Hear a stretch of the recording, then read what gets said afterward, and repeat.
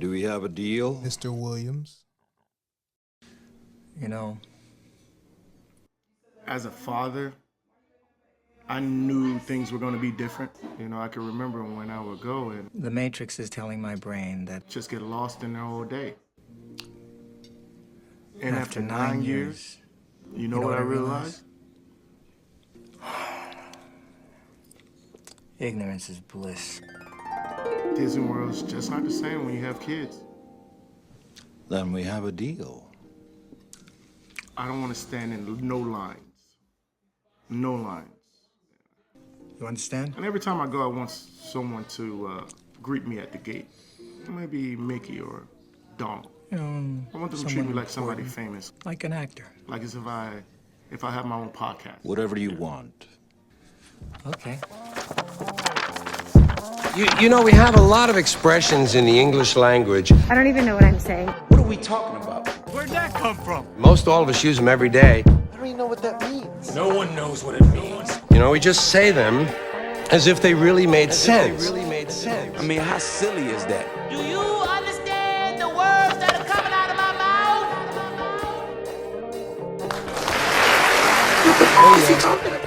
Oh yeah, you know what it is and you know who it is. What's good? It's me, Mario, and welcome to Appraise The Phrase, origins of everyday expressions. I'm happy today, dog. I'm in a very good mood.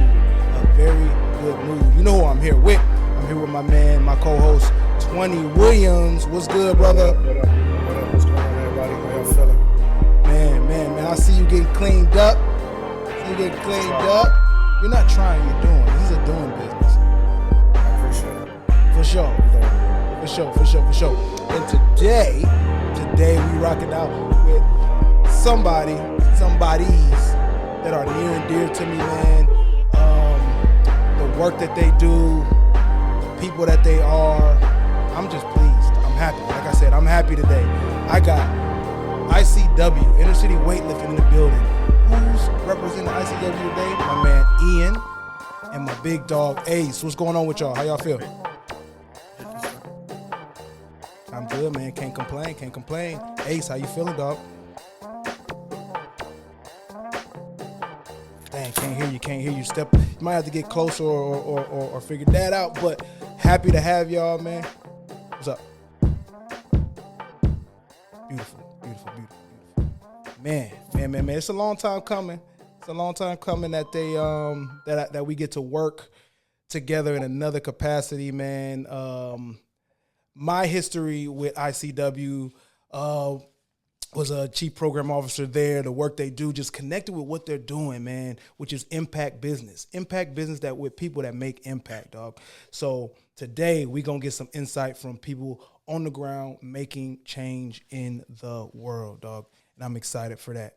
Very excited for that. So without further ado, we gonna get into the phrase. Everybody ready for that? Y'all good with that? Getting into the phrase? Oh yeah, man. Let's go. So today, we gonna get into one that this is a juggernaut to me. And y'all tell me if I'm off or if I'm wrong, but this phrase is a juggernaut, a big one. Ignorance is bliss. Ignorance is bliss. 20, let's start with you, dog. What's your connection? What do you know about ignorance is bliss? Where you at with it? Nah, man. Honestly, this is I can't wait for this episode, bro, because this is something like out of all the idioms I think we've had on here, this is probably the one that I like hold dear to my heart because, once you become aware of something, it becomes a part of you and it becomes a part of your experience. And when it comes to ignorant is bliss, a lot of people they don't have a feeling or they don't have even a saying towards anything if they don't know about it. And I think that's the crazy part about it is that like once you know about something, once you figure out something about it, how it can impact you and your life will never be the same. Exactly. It's like there's almost like an inception in what we're doing with Ignorance is Bliss on the show. All right, let me toss it to my ICW people. Oh, my dog in the background. Yo, it's like a reunion for me, man. So excuse me if I get off.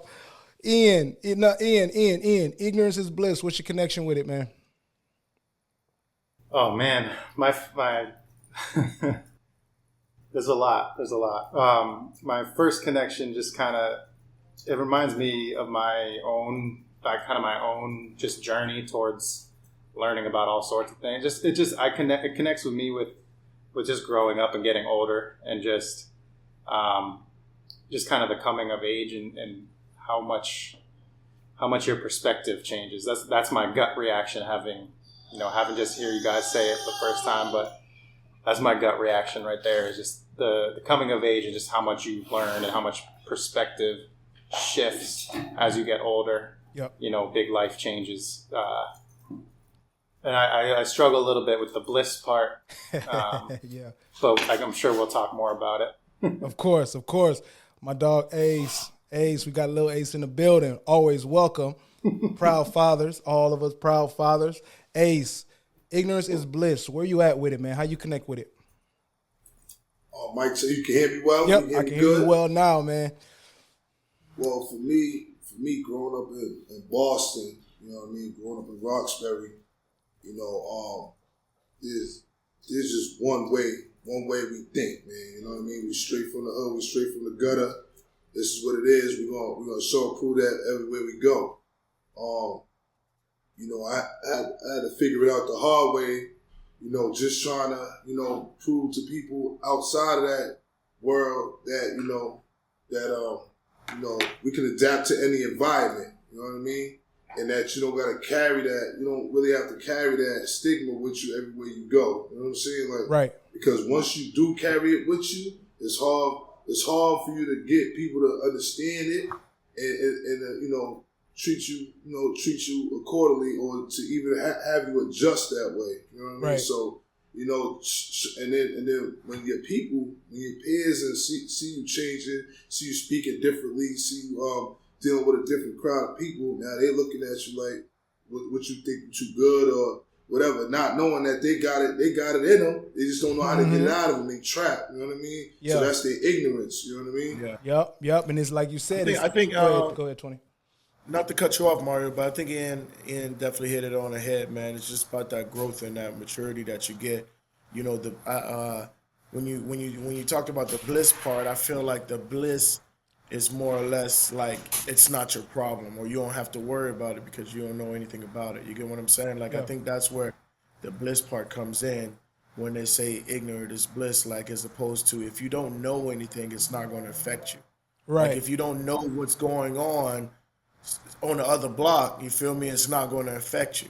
Yeah. Until you know what's going on down the street, man, that's when it becomes, a part of you. So I think the maturity and the growth is a huge thing, especially when you come of age as a man. You get what I'm saying? Because a lot of things that when you was a child, you don't really realize that's important, or that you need to go ahead and learn until it hits you square in the face and like, look, this is what you don't know. You feel me? This is what you don't know about life. Mm-hmm. And so that's, and then now it's like that's with you all the time. Yeah, and that's the bliss part. The bliss part is where I like to hone in at, man. That where are we at with that? And the is for me is bliss, because is like almost definite. It's definite, right? There's no partiality. There's no maybe about it. So let's get into Webster's definition. Let's see what Webster says and defines ignorance is bliss as.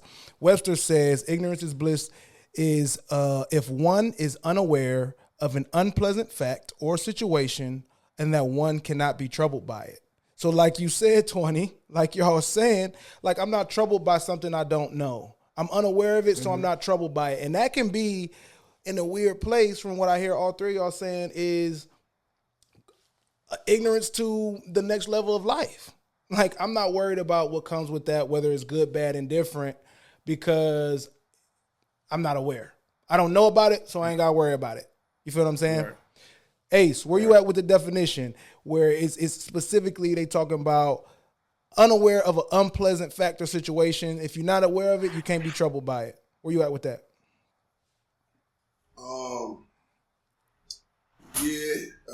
I'm with that, but I'm also, saying that the people that they're aware of something, they're aware of the knowledge that they don't have. You know what I mean? So they might. That's where the ignorance come in at. Like, you know, I know this. I know a situation of a person. You know, we're out chilling, we're at a bar, whatever may have you, and they come to find out this person, like, they talk all the talk, they walk all the walk, they know all the rap songs, but we was like, yo, what you want to drink? And that person just kept pointing at a drink. We're like, what is it? What do you want? Come to find out that person couldn't read. You know what I'm saying? But can rap every hot song, can do this and that and the third. And we're like, you know, probably that be the reason why they, you know, not look down at you, but, you know, honestly in fear, live in fear of, you know, excelling and wanting to learn higher. You know what I mean? Or be around people that are, you know, striving for greatness, you know? Coming from the same playing field. Absolutely. I love that. I love hearing, like, you're unaware of something, but, like, by proxy, you have to be aware of that. You're aware of, like, that there's something else, or that there's a connection to being unaware. Like, you know, it's not all there is to know. Where you at, 20? Definition. So you're saying is they kind of using it. I just want to piggyback off what he's saying. Are you saying it's like it might be used as a cop-out in a sense? Like, you know what I'm saying? You got to be aware of what's going on, but just because it's not affecting you, you're going to say, yeah, I'm not aware. You get what I mean? Or you're gonna use that as an excuse to not be a participant in what's going on. You get what I'm saying? Like, is that kind of like how? Because it's starting to mold in my mind now, just listening to different, like you said, like perspectives. You get what I mean? Like for me, it was more of a sense of an excuse, if that makes sense. Yeah. You get what I'm saying? But now hearing different perspectives, maybe, you know, that excuse is turning from a reason to like a cop-out. You get what I mean? Like maybe the people are using it to defend their absence as opposed to, hey, this is why I wasn't there. You get what I'm saying? Yeah, just the defense. If that's how, you know what I'm saying? That's just how this is how it's just hitting me right now. I'm just like, damn, maybe that is definitely a different perspective to kind of look at it, even though knowing the definition, because even when you gave the definition, Rio, it still can be interpreted different ways. You get what I'm saying? It's still not a definite, even though it says is bliss, but it's still not a definite. So it's like, damn, you know. Get your dog. No, Ian, where you at with that? Where you at with like the possibility that is like a cop out or it's used as an excuse? Yeah, my mind kind of goes to like when I heard the definition of what Ace just said, my mind goes to almost the phrase in itself is contradictory because like by nature it's contradictory because if my ignorance is my own bliss, then someone else's ignorance might be the opposite of bliss for me. You know what I'm saying? So if we're all connected, which I believe we are, then like I know I kind of went really meta. I rock with that. I fucks with it because I went meta real quick. But it's like, can that phrase? It can't. To me, it can't really live in reality because if you can't accept ignorance from somebody else, how can ignorance is bliss as a definite? My ignorance is bliss. I rock with it. Okay, let's peel back some layers here, man. Let's get into the origin, man. Let's get into the origin.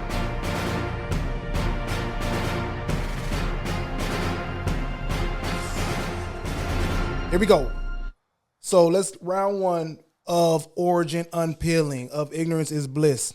So the sentiment was expressed by a Latin writer. So you know Latin, that's way back when in BC. Language. You know, yeah, before everything, way back, Latin. We don't even use that language. By a dude named Publilius Syrius. And he basically said in Latin, in knowing nothing, life is most delightful. So when you don't know nothing, life is more delightful. That's what Syrius said. Publilius Syrius. Now let's think about why it matters that this man said this. Why does it even matter? So again, back in 85 BC-ish, between 85 and 43 BC, Syrius, a Latin writer who was best known for his work called the Sententia, which is basically Latin for sentences. So he wrote this long manuscript that is just sentences. Okay, so he was a Syrian refugee from Antioch who was brought as a slave to Rome, Italy, and Syrius was brought to Rome by a ship by a famous astronomer named Manlius and a famous grammarian named Tiberius Eros. So to shape that, to frame that, a man that is saying ignorance is bliss, or that in knowing nothing, life is delightful, is from the perspective of a man who was kidnapped and brought over on a slave ship to Italy. So let's just like frame it like that. And so in his sentences, and he was a mime as well, and he acted and he started to find success in that. In his mimes, he had great success in small towns of Italy and in front of Julius Caesar. So that's when he started to get popular. Julius Caesar, the king of Rome, one of the biggest, baddest, started to, find favor in Publilius. And he became famous as like an improviser, a joker, or a person that can come up and adapt in real time, similar to what, Ace was saying about just adaptability. And he received from Caesar a prize in a contest, and it eliminated all the competition in Italy. So he started to rise into prominence, and that started to make his work a big deal. Okay? So coming from slave dude that don't know his history to coming to Rome, getting big upped by Caesar, the one and only. And he says in one of his sentences, his famous sentences, in knowing nothing, life is most delightful. All right, so knowing that that's where it comes from a slave in Italy, where we at with it? 20, where you at with that first nugget of history? See, that's what I'm saying, and I'm wondering what he mean by and knowing nothing. You know what I'm saying? Like, if knowing, not like is he saying if all I knew that I was a slave, then I wouldn't feel the way I feel? You get what I mean? Like, if I didn't know, if I just was born in this world, if I was born in this lifestyle, I was born as a slave, and I knew only of being a slave, would I have that feeling of freedom? Yeah. If you're going like that, then shit. You get what I'm saying? Yeah. You get what I mean? Like, if that's how he was going, then yeah, I feel him. You get what I'm saying? Right. So, but it's got like I say all the time, every show, bro. It's about when they say it and what time and the life that, you know what I'm saying, that they say it, because the content of it means everything. And the content, context. So let me ask y'all, Ace, coming from a dude that was a slave that became the king's favorite dude, and he said, in knowing nothing, that's when life is most delightful.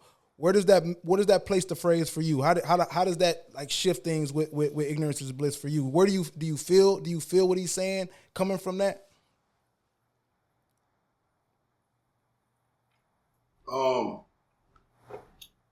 Nah. No. I'm always the person trying to, that has the reversal to what somebody's saying that could be controversial, that can have a two-prong to it, you know what I mean? Mm-hmm. Because it's like every day, like I said, for me, I feel like, with this new world, the way they're trying to teach us, especially with the social media stuff right there, they want to keep people ignorant. You know what I mean? That's how I feel. They, like you said, but his definition truly, say it again. If you know nothing, yeah, I'm with you. If you know nothing, life is most delightful. I feel like they trying to sell that. I feel you. They trying to sell that to people. Saying? Yeah.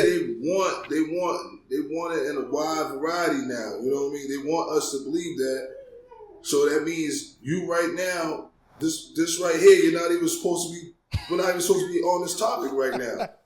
Bottom line. You know what I mean? We're not even supposed to be on this topic because we're not even supposed to be dissecting it, and you're not supposed to hear my opinion on it. I'm not supposed to hear Ian's opinion on it. I'm not supposed to hear my brother's opinion on it. You know what I'm saying? Yep. So I'm the reversal to that. You know what I mean? To that definition right there. I feel like that's what this world really wants us to be. They don't want one out of so many people to be like, yo, let's try this right here. Let's try this way right here. Let's try to teach this to people. So it gives you another option. You know what I'm saying? It gives your brain a chance to, you know what I mean, travel different areas, man. You know what I mean? Instead of just this one way of thinking, man. Because if you have one way of thinking, how is each one gonna teach one? How are we gonna be able to step up? You know what I mean? Exactly, dog. Yeah, that's I mean, real. just to build.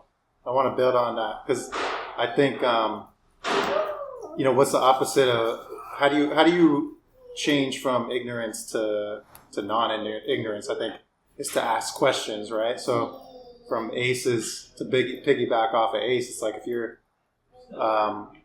who benefits from the thought that ignorance is bliss, you know? And if you start asking questions and you become non-ignorant, then are we? I'm with Ace on that. If you start asking questions, and I think it's important to talk about who the phrase is coming from, and maybe not in this historical text, but it obviously got mainstream somehow. We gonna get there. I think the phrase is a detriment to society if we're taking it that seriously. You know what I'm saying? Name it, dog. Thank you for coming out with it and naming it. Like, you don't rock with it. You don't fuck with it. Go 20 minutes. Yeah, it has to be something. I feel like it had to come from a dictator or somebody who's been oppressed. Like, you get what I'm saying? Like, it has to have been something so far left or so far right to the point where, they're trying to control you. Either somebody's trying to control you, or it's just somebody just so fed up that they rather not know. Dog, you know what I'm saying? They rather not have the knowledge. Look at and coming from this dude, Sirius, we'll call him that, who I didn't put in the notes, whose name was given to him. Publilius is a very popular name. It's a like a cult in Rome at the time. So he just was one of them based on where he was located. So his identity stripped or whatever. And you say to this dude who's like, okay, I'm gonna write sentences. So he never even got full thoughts out. That's what he's famous for. Never got full thoughts out. And the sentences, they say, are contradictory. So this famous work that he only released 3 things. His famous work called Sentences, they say, is all contradictory. So I'm thinking, you think of a dude that's like, yo, I'm seeing all this dope shit from Caesar's palace and all this, knowing that they brought me from Antioch. Man, knowing what I know, I don't want to know it. Knowing what I know, I don't want to know it. So I probably would be enjoying this way better if I was, like 20 said, if I was born into this. You know what I'm saying? All right. Or he's probably looking at the people that was born in it like, y'all have no idea struggle. No idea what struggle. Y'all have no idea what struggle is. You get what I'm saying? Yeah, like, y'all. That's why y'all can act like this. That's why you think life is easy. You can wake up, eat grapes, and drink wine and shit. Like, just be drunk. You never been in a struggle. You never had to be sold for nothing. You feel me? Like, exactly. That's how I feel. You get what I'm saying? Like, it's coming to a person like, nigga, like, you lucky. You feel me? Like, you lucky you have to do the shit that I went through growing up. You get what I'm saying? Like, that's why you think like that, because you ain't have to come through the slum. You ain't have to go through the concrete. Exactly, man. Let's actually show, because Sirius, who knows who he was talking to? Maybe he's talking to the higher ups, the powers that be, and now they take that and telling it to us. He had bars though. He had bars. He had lines. So I'm gonna just name on some of these just to show love at how much of a thinker he was. He said some things that I think we can hold on to. So some of the things Sirius said in this sentences work, he said, it may not be right, but if it pays, think it so. So it may not be right, but if it gets you some ducats, go ahead and think that way. He also I know a lot of cats and that got locked up that feel that same way, Chief. Dog, that's the whole thing. He also said the ends justify the means, another very popular phrase, idiom that we'll end up dissecting. He said that. He said that deliberation teaches wisdom. And then he went on to say, but deliberation often loses a good chance. So think so you can be wise, but don't think too much because you might miss out on your chance. He said that there is honor among thieves. There is honor among thieves. He said to least least said, soonest mended. So the less you talk about it, the sooner you can get back to your relationships. He also said, no man is a hero to his valet. Wait. Yeah. No man is a hero to the nigga that has to shoot, that has to do work for you, that has to serve you. You're not my hero. No man is. Yeah. You know what I mean? You're paying me to treat your car nice, bro. Yeah, you pay me to do the service. It's not like we're not friends. You're not my hero. So just a couple things, man. Look up my guy. All right, let's get into the second round of origins. So that's where the essence comes from. Let's fast forward all the way to 1768. Thomas Gray, in the Ode on a Distant Prospect of Eton College, actually said it as we know it. Okay, he actually said it as we know it. Now let's talk about Thomas Gray real quick. Again, it's very important to know who these people are that are saying this. So Thomas Gray was an English poet. He was a letter writer. He was a classical scholar, and he was a professor at Pembroke College in Cambridge. And we know, like Cambridge, shout out to Mass. Y'all over there in Cambridge right now, but the Massachusetts version. He's widely known for the elegy written in Country Churchyard, which was published in 1751. So he has another thing that's bigger than where he said Ignorance is Bliss in. So Gray was a self-critical writer. Like he was very critical of his own work. So he only published 13 poems in his whole life, even though he's very, very popular. He's very, very well-loved, right? And he was even offered a position as a poet laureate. So like the best of the best, basically like the Oscars, you know what I'm saying, minus the slaps, of poetry. But he declined to take it. That's how critical he was. He declined to take it. And his most popular work was recognized immediately for its beauty and skill, and contains a lot of phrases that we also, you know what I'm saying, say in our lexicon that we say. I'm not going to include him because they're not as dope as what Sirius was saying. Now, Gray was a delicate and scholarly boy, so the young version of him, and he avoided athletics at all costs, right? And I'll explain why. He avoided athletics at all costs. He lived in his uncle's house because when he was born, his folks ain't have it. He went to his uncle's house, who worked at the school, and so that's how he got into college. From there, he made 3 friends at Eton. Horace Walpole, which is another place in Massachusetts, and at the time he was the son of the Prime Minister Robert Walpole, so prestige. And he's nothing. Remember, he comes from nothing, but he made friends with the son of the Prime Minister. He made friends with another nigga named Thomas Ashton, and then one more person named Richard West, who was the son of Richard West, so Richard West Jr., I guess, and he was the Lord Chancellor of Ireland. So 2 out of his 3 best friends are somebodies.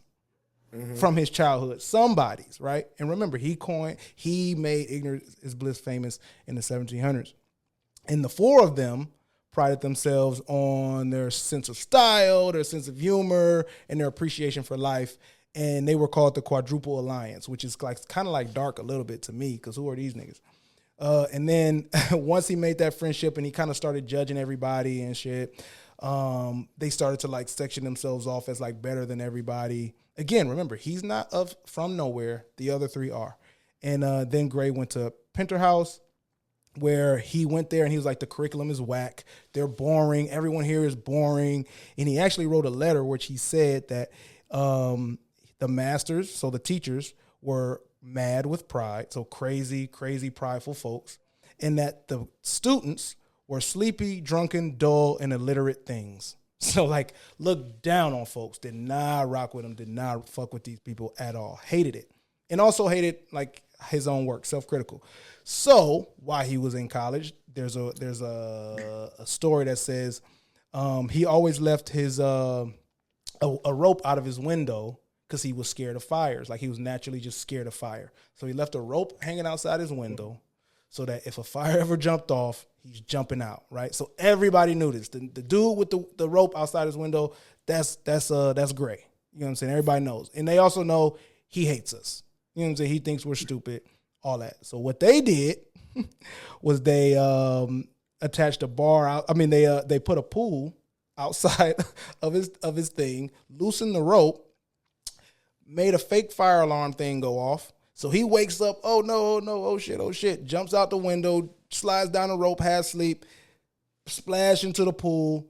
this already scared of life, self-critical person from the slums who met, you know what I'm saying, some dope people. Don't tell me this dude drowned. No, it don't get that dark. It don't get dark.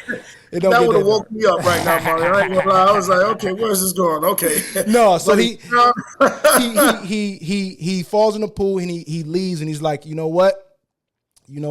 That's when he started like writing this view that he saw of the world, where he's like, everything is whack, everything is trash, and I got to be careful how I even operate out here, even putting my words out, because I don't want my words to be mistaken for the works of fleas like the people out here. So that's what kind of started his villain origin story of saying like ignorance is bliss and the world sucks. That's where he's at.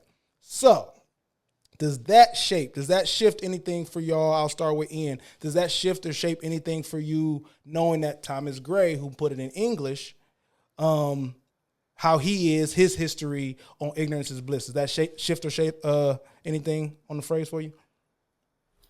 I don't know if it like shifts or changes much. I think it just kind of it backs up the notion that it's kind of a negative phrase, even though it ends in the word bliss, it's still to me has a really negative, pessimistic connotation to it. So it doesn't change that much. I mean, it makes sense.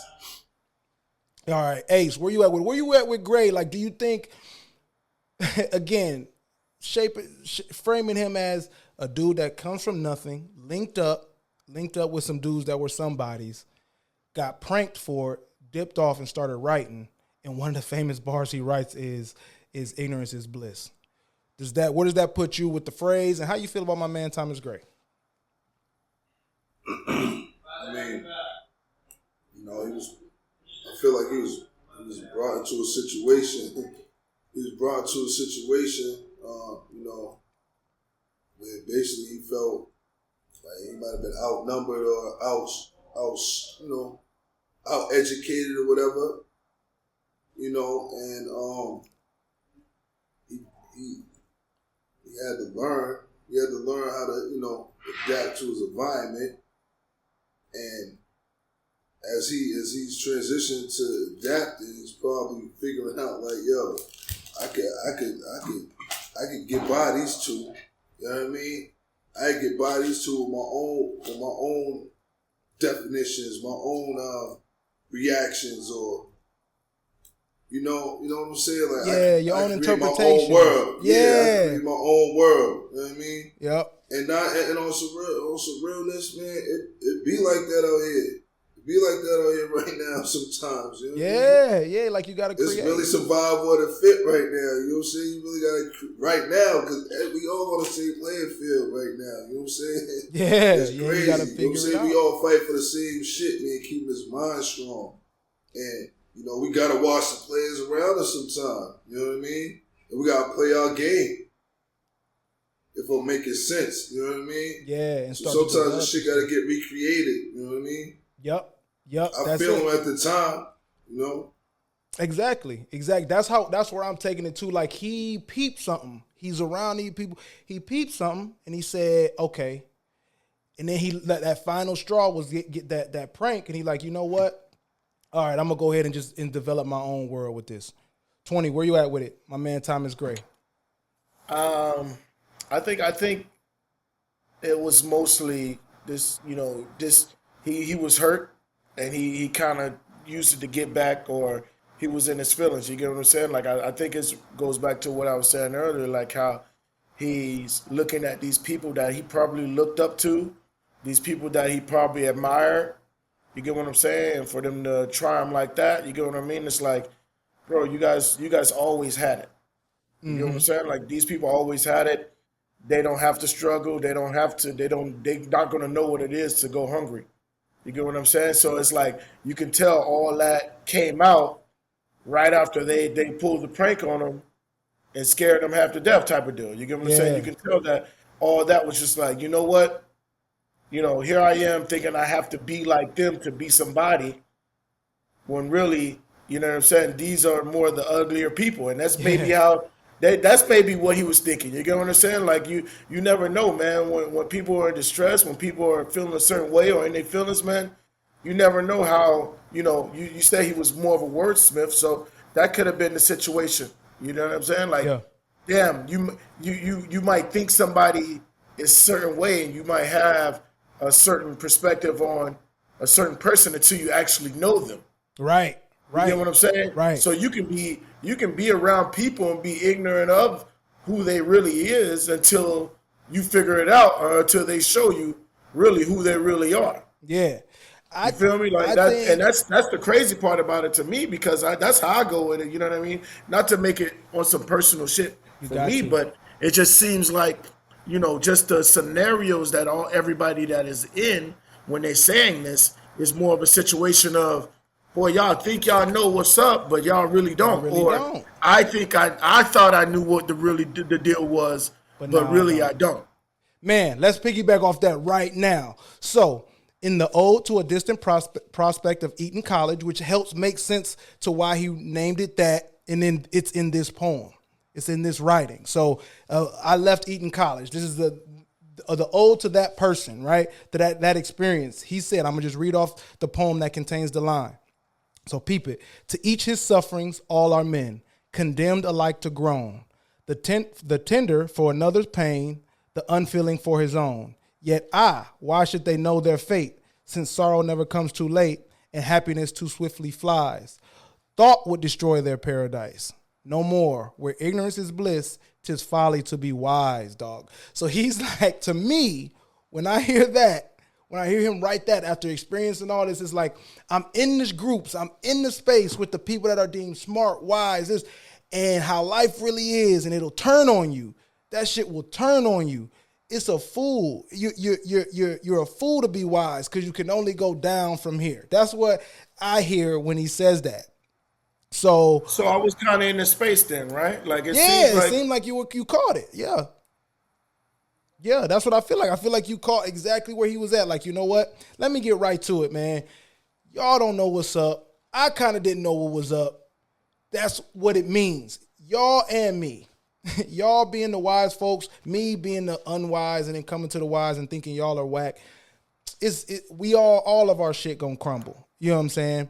And so he was considered, like, he started to that's where people started to rock with him. Like, you're telling this universal truth in a sense, like to two ways of talking or whatever. So that's where that sits. From there, it blew up. You know what I'm saying? And that's where we got to it today, to the point where it's one of the most popular phrases used in music and the arts. So I'm going to list off some of the things that just Ignorance is Bliss. It's a 1999 album by Face to Face. It's a 2019 album by my man Skepta, bruv, out in the UK. 1996 song by Titters. It's a song by the Ramones, a famous punk rock group. It's a song by the 90s band Jellyfish. It's a song by the American rock band Living Colour. It's a song by a Swedish death metal hard defender. It's a song by Kendrick Lamar on Overly Dedicated. And it's a song by some other hip hop artist that I've never heard. People use this. I'm not even mentioning the books or movies or nothing like that. So it's a very, very big deal. But to me, it sounds like it comes from a place of like, it's negative. It's almost like we said, you throwing over the veil of like how life is into just how can I name life in one sentence based on like the suffering I've felt and the shit I've seen? Man, ignorance is bliss, dog. I'd rather not know how life really is. Where y'all at with it? Ian, where you at with it? No, I mean I think that's really what it is, bro. Like it's I think that's one of the most clear cut ones that we put out. You know what I mean? Like it's just simply what it is, you know? Like if you don't know, it ain't gonna hurt you. Mm-hmm. And it sucks because there's no way to definite that in a good or bad way. Right. Because most people are cut to for the hardship, and most people aren't cut for the hardship. Yeah. So it's like, do I keep this from you and make sure that you're not tripping because you like to keep things on your chest or keep things close to your heart? Or do, you know what I'm saying? Like, do I let you know what's going on and have to deal with that? You have to deal with that. You feel me? Yeah. So it's like, honestly, I think this is one of those ones that can go any way. It's multiverse, man. It really has different layers to it and different ways you can kind of use it and approach it. Absolutely. Ian, where you at with that? I love that, 20. I love that, bro. Ace has to go grab his son, so I just want to give him a chance to. Absolutely, Ace. Yeah, give me. And matter of fact, let's do it. Let's do this. Because before Ace dip, I need a grade from my guy. I need a grade from my dog. So we're going to jump right into the appraising the phrase real quick. We got 3-point grading scale. Okay, the power grade. How does it impact you? How does it, when you say it, does it hit you? You know what I'm saying? Is it powerful when you hear it? Got the speed grade. Is it eloquent to say, flow off the tongue, easy to hear?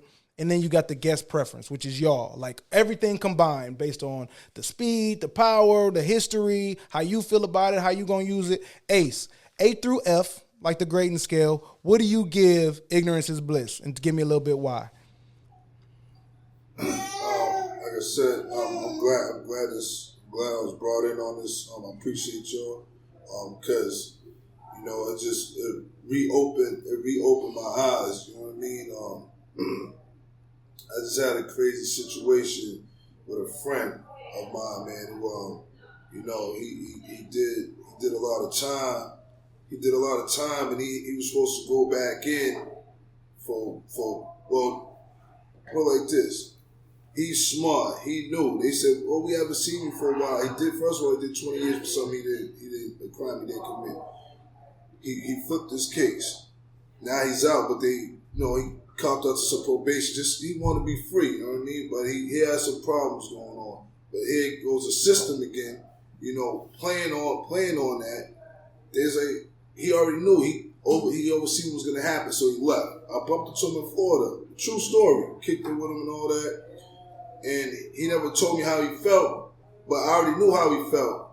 You're playing with a system that's telling you, one thing they tell you is we'll see you back. We'll see you again. You know what I mean? This is some shit they really tell you when you're about to walk out the door. You'll be back, and they might be whatever it is. So, you know what I mean? I rate this topic here at the top. A+. Ignorance is bliss, man, for real, man. Because I know people that know they don't know shit. And they probably don't have the energy to want to know shit, to be taught anything, so they act like fools. You know what I'm saying? Yeah. You know what I mean? What you giving that grade? Man, thank you for sharing that, bro. What's that grade on that? Damn. Thank you for sharing that. What you saying? A, right? You said an A? A+. Man, let's stamp it, dog. Wow. Thank you, bro. Ace, I appreciate you, man. We're going to get together, bro. I appreciate you. A from Ace. For sure. Thank you. For sure. Ian, what you giving it? Will you tell me the parameters one more time? Parameters. Like It's everything the way you broke it included. down. Yeah, the way everything you think of the origin, the definition, how we just talked about it, how you gonna use it in your life, the power of it, the speed of it, everything combined. Your preference, A through F. I'm kind of leaning towards like a solid B because I think the history is way more interesting than I expected. It kind of flipped it a little bit for me in a positive spin. Like it's this like negative, it's kind of like this negative, pessimistic, kind of misleading phrase, but it came from it. I wasn't expecting the background it came from. So that kind of upped it a little bit. I don't give it an A because I don't really feel good about using it ever. You know what I'm saying? So like, it seems to me like, while I do think it's true, if you talk about like pure ignorance and is pure bliss, I do think that's true, but I don't think that will ever be a reality that we experience. You know what I'm saying? Unless you're getting to like the flip side of getting like super spiritual, where you're getting like you are all knowing, and because you are all knowing, you are at peace. So I think it's the other side where you can't be all ignorant. I wouldn't feel. Yeah, exactly. You can't be. And your ignorance can hurt others. and if you're hurting others, that can't be bliss. So I give like all the history and stuff. That's the positive for me. But I don't feel good about using it, and I don't think I could give it an A if I don't feel good about using it. That's real. I appreciate that. 20. Never That power grade. You want to do speed today, bro? I'll go power. You want to do speed? Whichever one, man. Whichever one, brother. You I'm gonna do power. I ain't did power in a minute, man. I'm gonna do power, dog. All right. So hit me with How the you feeling speed on grade, power? man. You hit me with the All right, speed. well, I'll tell you on the speed, man. I think it's probably the most like when it comes to the flow, I'll give it an A. A plus. Well, I'll give it an A. No, A plus. A plus. A plus, bro. Because I mean, like, just saying it goes with it. You know what I'm saying? Even if you don't believe it, you know what I'm saying? Even if you really don't true to your heart believe it, like, if you are a seeker of knowledge, then ignorant is not bliss for you. Yeah. But I feel like you still respect it because if you know everything, then that's far from bliss. You know what I'm saying? Like, if you knew everything, if you had all the knowledge that, like you said, you'll be the probably furthest from being the happiest person in the room because you know everything. You get what I'm saying? And when it comes to children, I think that hold dear to children as well because of, the innocence of a child. You get what I mean? Like, once you hear it all the time, don't take the child's innocence away. That's pretty much saying the child's not ready to learn that knowledge yet. And once the child learns that knowledge, then it kind of takes it loses ignorance. So I mean, of course, obviously, but so I kind of gives it I definitely give it an A plus when it comes to just like speed, flow off the tongue, because a lot of people they'll say it just to say it because it sounds good. You know what I'm saying?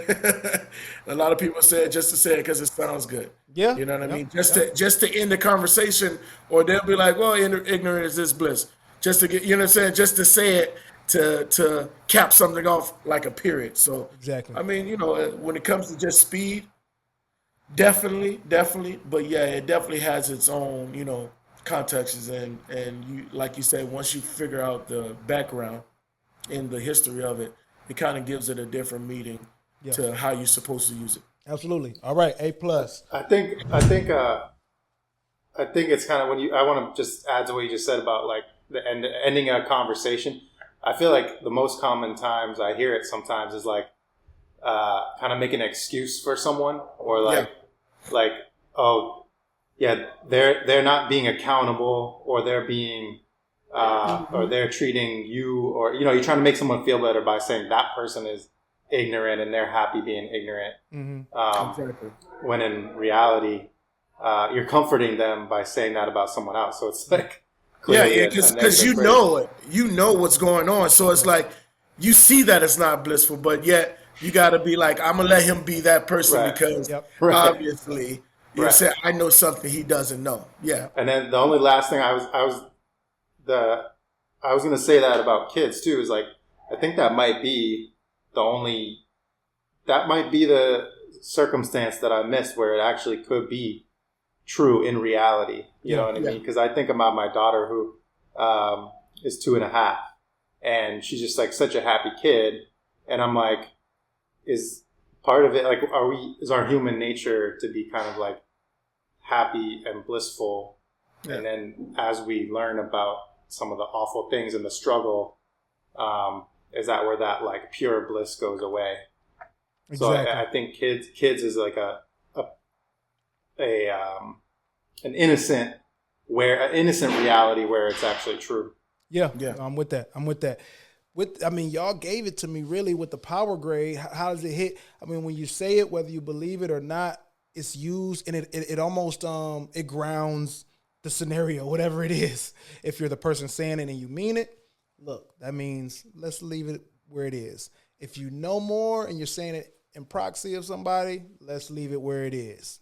You know what I mean? Like, kind of just, and it has a hit, it has a punch, it has an impact. You see how much how often it's used in media and the arts. So I'm giving it an A as well, even though it's kind of stuck here.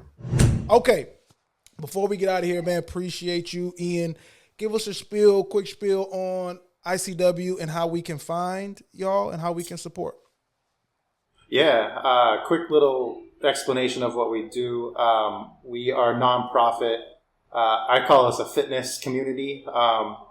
But essentially what we do is we offer a personal training certification to the folks that are most impacted by mass incarceration, systemic racism, and then if you want to get a little more specific, street violence. So folks that are kind of at the highest risk or the proven risk, really, to be in that cycle of street violence and that cycle of recidivism.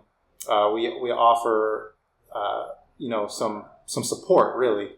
And that support, the hook on the support is a personal training career path, should they be into that type of thing.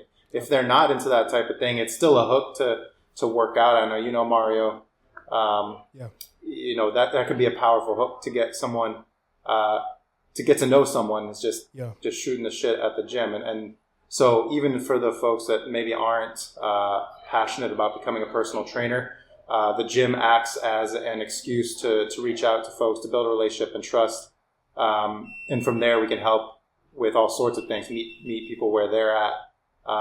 We partner with the people in our program, as opposed to a lot of organizations, who frame it more like serving or philanthropy or charity. That just doesn't work for what our mission is. Not that it's necessarily always a bad thing, but if you want to learn more about that, the last thing is the culmination of that certification is what you see behind me is a personal training studio where folks that have been through our program become personal trainers, like on staff, essentially. And so, if you're in the Boston area supporting us, the best thing for us is becoming a client. That could be in person if you're around. It could be virtual if you like doing the thing from home but still need some guidance. Yep. And then if you need if maybe you're intimidated by personal training, we also have an on-demand site, ICWondemand.org, where we have recordings of workouts that you can follow along. And our regular website is InnerCityWeightlifting.org. That's the best place to go to find everything.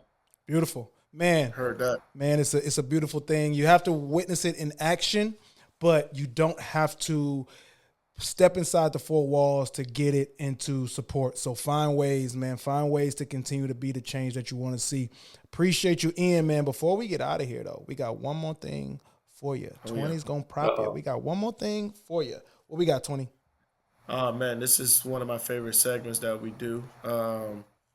We came across this book called The Dictionary of Misinformation. The Dictionary of Misinformation is just grabbing a letter from you, Ian, and going through the dictionary and figure out with that letter, misinformation, starting with that letter. And these informations that we got, some might want to argue. But that's why we put it at the end of the show, so we give people no time to argue with our misinformation that we just gave you the right information about. I'm just telling you. So, all right? Nice little letter. So if we abruptly quit, cut it off quickly, that's because, we're not trying to argue with you. We're just trying to inform. All right? There we go. So is there a letter that you can pick in for us so we can go ahead and make sure we can set you straight with whatever misinformation that you're picking from this letter? So just pick a letter. Any letter, brother. Any letter. L. Oh, my man. So, Mario, the letter that we picked today is going to be the letter L. Ooh, okay, the letter L. Here we go. As I open up the trusty. The Dictionary of Misinformation. All right, the letter L. What we got? Ooh. One of my favorites. In this Ignorance Is Bliss theme, let's talk about the light bulb. All right, the light bulb starts with the letter L. Many people think that Thomas Edison made the light bulb, discovered the light bulb. He absolutely did not. In 1802, Sir Humphrey Davy produced the arc light. In 1844, 3 years before Edison, Jean Foucault made an arc light strong enough to illuminate the whole Place de la Concorde in Paris. 2 people maximized the light bulb before Edison even found it, and he just kind of made it commercial and sellable for people to market it and exploit our electricity. So Thomas Edison didn't make it. Don't even think about it. Even if there's an Edison, there was an Edison company. That is the fact. So all you Thomas Edison fans, thank you, Ian. Thank you. Do you want to know something crazy though? Yeah. This month I'm in a book club with just like my boys. This month literally read a historical fiction book that was the focus around the book was the fight for the patents around electricity. So the timing is really crazy because the whole book is based around how Edison really didn't invent shit. But what he did invent was he invented an invention company, if that makes sense. So like patent. He invented the patent. Like he invented to say, you know what? You should say that's yours, big dog. You know what I'm saying? You know what you should do? You should go ahead and say that's yours. Anybody want this light bulb over here? Anybody? All right, I'm gonna go ahead and take this light bulb if nobody wants this light bulb. That's really what Thomas Edison did. Man. That's the best thing ever. And you know what we're gonna do? We're gonna end the show like that because we don't want nobody arguing with us. Thomas Edison did not. Hey, Ian, ICW, my man Ace. Thank you, fellas. Thank you. Appreciate it. For sure, my man 20. Yeah, we got seriously, yeah, man. What you guys are doing is incredible, man. Like this is something that, not just ex-cons or not just people that has been incarcerated, but just like, man, cultures needed this like in the 80s and 70s, a long time ago, man. So the fact that you guys are actually, putting a train behind this, man, I condemn you guys and much respect and much success. You know what I'm saying? Like venture. I know it's easy to go into the weightlifting, but man, try to branch this off so you can have an umbrella and really, really get out here and expose these things, man, because we got a lot of talented brothers and sisters, that can't get a job, that can't get a chance because of that taintness of them being incarcerated for the craziest things. So like, keep doing what you're doing, brother, man. Much respect, you know what I mean? And God bless everything, bro. Appreciate that. We're trying to fight against the ignorance over here. Yeah, of course, man. It's not bliss, dog. Your ignorance is not bro. bliss. Yo, appreciate it. You can find us, Spotify, Google, Apple Podcasts, Underdog YouTube. We are brought to you by the Underdog Podcast Network. Subscribe, comment, talk to us. Be ready for the next episode. Visit the website, appraisethephrase.com. And remember, that value is in the eye of the appraiser. We'll check you out next week.